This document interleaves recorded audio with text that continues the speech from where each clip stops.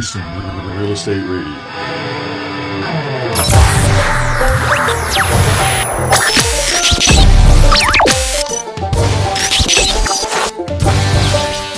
Thanks for tuning in to Houston Real Estate Radio, where we bring you guests and information that you can use in your next real estate transaction.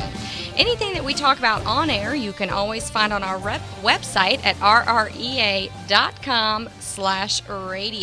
Today we're talking with Mike Brubaker of Brubaker and Associates. He is an appraiser, and some interesting conversation that we've been having. I want to kind of change gears a little bit, though, and talk about from the consumer aspect of some of those misconceptions with the appraisals. What do you think about square footage on appraisals? Because I know sometimes when, as a realtor, we go out to do a listing appointment, they're really consumed with price per square foot. And some realtors even start calculating value that way. What do you think about that? And how does the appraisal process work with the price per square foot? That's a good question, because price per square foot, I think, is used improperly an awful lot. One, you got to consider the basis. It's price per square foot. Where are we getting that square foot from? And normally that's going to come from the appraisal district. Everybody logs in. The appraisal district shows a house to be a certain size. The appraisal district's never been in that house. So the question becomes, how valid is that living area? We mentioned earlier that there's no divine value because God's not an appraiser. There's no divine living area. If we send 10 appraisers out to the same property, we're going to get 10 different living areas. They measure differently? They round differently. They measure differently. Okay. And some years ago, HUD, who does FHA loans, used to require appraisers round to the nearest half foot. So if every dimension you take is rounded by a half a foot, how accurate is that thing going to be? A very, very simple home, 1,200 square feet, 4 sides, no complications. 10 appraisers is going to come in pretty close on that. You take some of these homes that we have these days, 7,500 square feet, the whole second floor is hidden underneath the roof somewhere. Those become very, very difficult to measure. And I've seen 2 reasonably skilled appraisers be 600 square feet apart on the same house. Wow, that's interesting. Yes. And if you start to calculate price per square foot, and if your basis is off, if the very basis that you're starting with varies, and let's go to, so we made an offer based on price per square foot. We're kind of fixed on it because for some reason we think this is a magic number, $75 a foot, whatever it is. But that was based on the living area that was provided by the appraisal district. Now, the appraiser comes out, he's got to measure that on his own. And that's going to be different from the appraisal district. I guarantee you, it will not come out the same. Is it going to be a huge difference? I don't know. It depends on how accurate the appraisal district was. But the consumer generally gets a copy of that appraisal report, say, 3 days before closing. And it's going to be a different square footage. And I don't think that's the right time for everybody to be all up in arms about a contract price. Right. So price per square foot, one, appraisers don't look at it, lenders don't look at it, underwriters don't look at it. So it's sort of it's something that buyers and sellers and maybe even some realtors have used because the price of a piece of real estate can be very, very complicated, and they're trying to get something they can grab hold of. And sometimes price per square foot is the only thing they can grab. I think it can be a reasonable indicator, at least of some reasonable proximity. Is this contract price, is it semi-decent? But I think it works best in very homogeneous neighborhoods where a lot of the homes are the same, and the land values aren't very high. I will tell you that price per square foot of house can really get pretty messy when the value of the land, if you go down to River Oaks, Piney Point, Hunters Creek, Westview, where the value of the land can be $100 a square foot. Many of those homes, the older homes in particular in those neighborhoods, are effectively free. So price per square foot of house means nothing if the land is worth more than the house is. Especially on those tear down properties. Exactly. Yeah. What do you think about, well, I guess what's the process when a home in a neighborhood where the houses are pretty similar, but there are a few of the houses that are actually on a lake or a few of the houses that are on the golf course? How much do you add to the appraisal just for those features? You know, and there is no fixed answer for that. Again, 10 different appraisers are going to look at it differently. The answer to all, I've been playing this game for years and years and years, but the answer to all appraisal questions with respect to what's a given amenity worth, the answer is it depends. And we can play with pools, for example. I get an awful lot of calls. What's a pool worth? And my first thought is, if it's in Michigan and it's December, it's a skating rink and it's not worth a whole lot.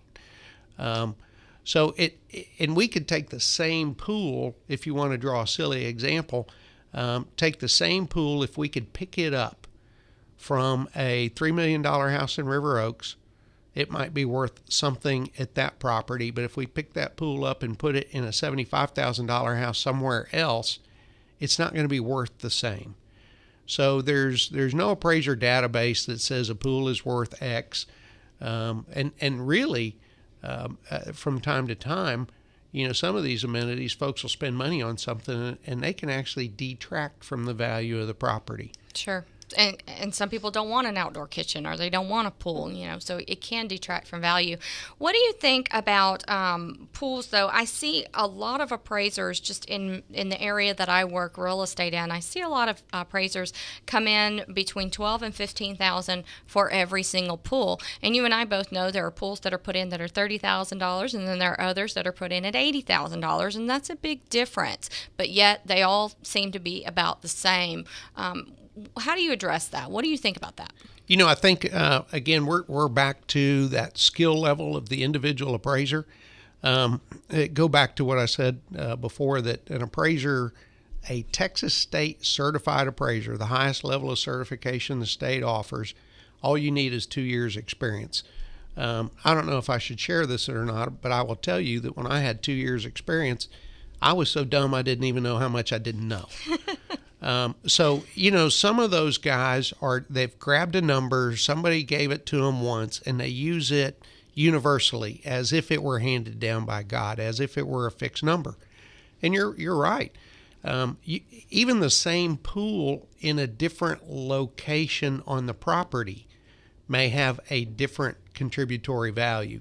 What about if you're a homeowner that purchased the largest home in the neighborhood? Is there any way you're ever going to be able to sell that house for what you bought it for? Because how are you going to get a comparable in the neighborhood to match it unless someone with the same house was able to sell to a cash buyer and get full price offer? Are you ever going to get that value back out of that house? You might when you resell it. I will tell you that all property values will trend towards the median price in the neighborhood. And we've all heard the best deal is to buy the smallest house in the neighborhood. Right. Because it will be pulled up by the median values in that neighborhood. The nicest home in the neighborhood will be pulled down by the median homes in that neighborhood, or the median home prices. So it's never a wise investment to do that. And yet, a lot of times, we mentioned, I think earlier, that real estate tends to be a fairly decent investment. More so than an investment, it's really where we live. And you're not necessarily throwing your money away by buying the nicest home in the neighborhood. That's what you want. That's a choice you make.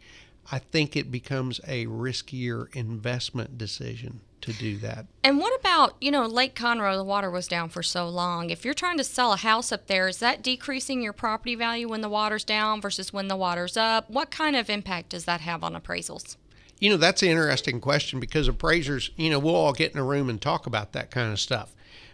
Did this drought permanently impact property values? And something like Lake Conroe, I think probably not. Everybody realizes that was a temporary situation. Now, I will tell you, I think if you were trying to sell your lakefront property and underneath your boathouse, you had to mow the lawn because it was so dry, and you had to take your boat out of the boathouse, or it's been hanging, 12 feet above the water now because there's no water below it. You can't get a boat out there. I think that's a harder time to sell that property, and I think you might actually get a little less money. But in terms of permanent property value change, I don't think so. Now, on the other hand, I do think some properties, I've got some friends that own property up on Lake Travis, which has been 30, 40, 50 feet down. I think some of those folks are looking and saying, okay, Travis has 70-foot swings on their lake levels. You can go to Marble Falls, and that's what they call a constant level lake. And I think some folks are looking at Marble Falls now going, this looks like a lot better place to own waterfront property if boating is what you want. Mm-hmm. You know, if you're just looking at the view, who cares? Yeah, I think it's harder to sell lakefront property for sure in the summertime when the water's down. Yes. You really want people out there having fun on the water to sell it. Do you have to use foreclosures and short sales when you're doing an appraisal? Is that a necessary, or is that a choice? Well, there's a couple answers to that, really. Here's a foreclosure does not fit the definition of fair market value. If you go back to most probable sales price, willing buyer, willing seller, neither under any undue duress. In a foreclosed property, the bank owns the property. They didn't want to own that property. They want to get rid of it. Now, a lot of folks tend to think that the bank will try to get the highest possible price. That's not necessarily true.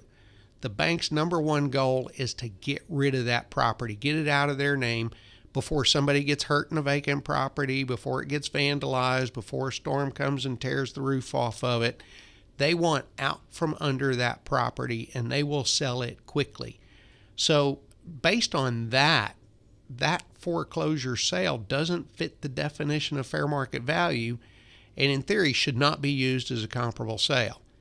Now, there are exceptions.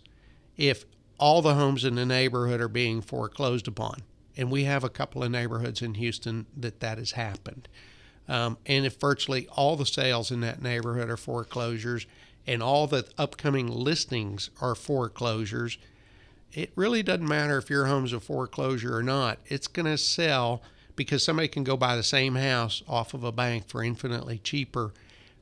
If you needed to sell your home right now, what's it going to sell for?